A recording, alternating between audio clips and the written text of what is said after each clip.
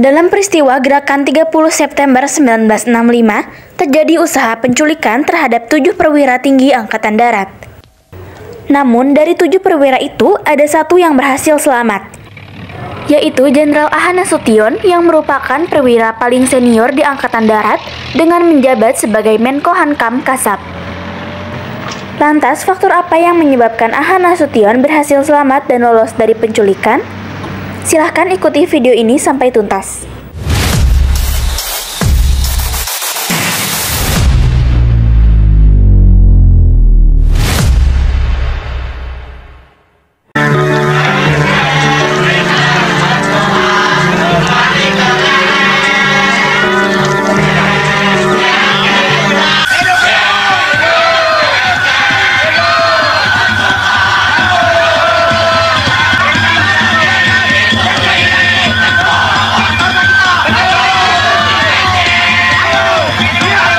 Ada petuah mengatakan bahwa firasat seorang istri sangat tajam terhadap apa yang terjadi pada suami.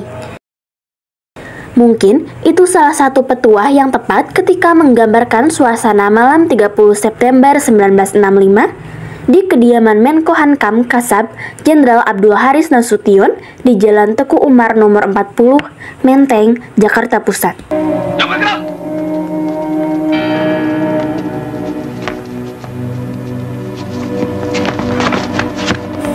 Sebelum malam berdarah 30 September terjadi, istri Nasution, Johanna Sunarti, sempat punya firasat bahwa suaminya sedang diincar untuk dibunuh.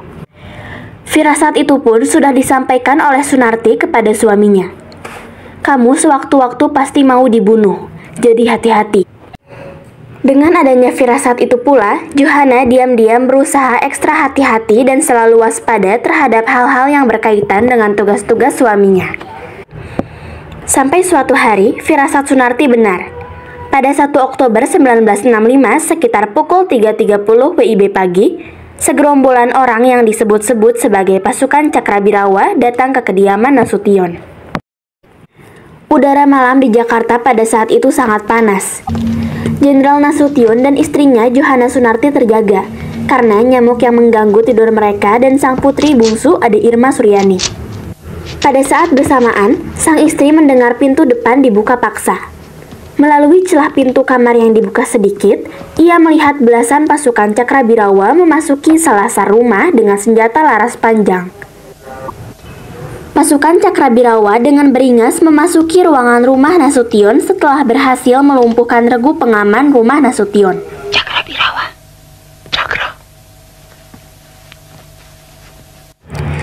Jenderal Nasution yang kebingungan akan kedatangan pasukan pengawal presiden tersebut, kemudian berusaha mengintip dengan membuka pintu. Tetapi segera disambut dengan hamburan peluru oleh gerombolan tamu tak diundang tersebut. Sang jenderal tersungkur dan langsung tiarap di lantai. Sementara istrinya dengan tubuhnya berusaha menahan dan mengunci pintu yang terus digedor, serta dihujani tembakan dari luar. "Sudah, kamu selamatkan diri. Kamu yang dicari," ucap Sunarti.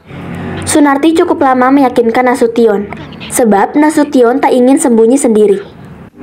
Ia sangat mengkhawatirkan istri dan anak-anaknya. Namun, Sunarti meyakinkan kepada suaminya bahwa ia dan anak-anaknya akan baik-baik saja. Nasution mengikuti saran sang istri, kemudian menyingkir dan melarikan diri dengan melompati tembok pembatas halaman di samping kamarnya. Kemudian bersembunyi di belakang tong kosong yang ada di pekarangan Kedubes Irak di samping rumahnya.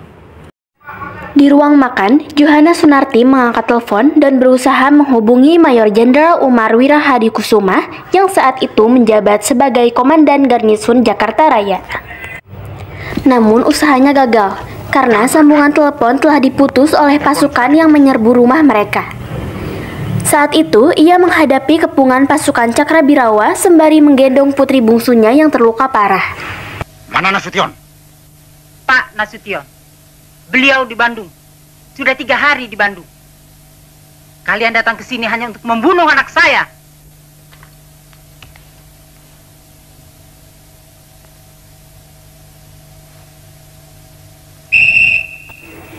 Dialog Sunarti dengan gerombolan Cakrabirawa dihentikan oleh suara lengkingan peluit panjang dari Komandan Operasi sebagai tanda bahwa sasaran telah tertangkap.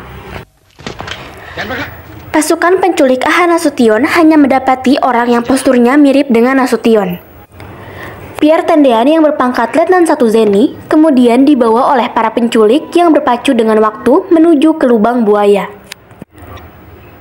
Sebagaimana kemudian sejarah bangsa ini mencatat, Jenderal Nasution akhirnya berhasil selamat dari usaha penculikan pada pagi itu. Sementara ajudannya gugur sebagai tameng dirinya yang disusul oleh putri bungsunya 6 hari kemudian. Dari kronologi penculikan tersebut, terlihat faktor sang istri Johanna Sunarti sangat berperan. Dia dengan begitu tenang dan cerdas memberikan solusi kepada suami untuk meloloskan diri. Dengan berani dan tanpa gentar menghadapi gerombolan penculik yang garang dan ganas.